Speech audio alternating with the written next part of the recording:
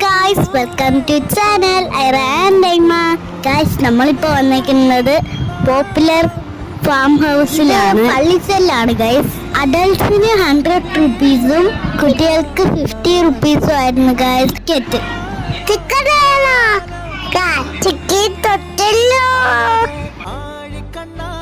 ഡോങ്കിയും ഹോഴ്സും കുറെ ആനിമൽസ് ഉണ്ടായിരുന്നു ഗായ്സ്. അതിനാണെങ്കിൽ എല്ലാ ആനിമൽസിലും കീറി തൊട്ടോണ്ടിരുന്നു കേട്ടോ ഗായ്സ്. ഇതാണ് ഗായ്സ് സിംബ.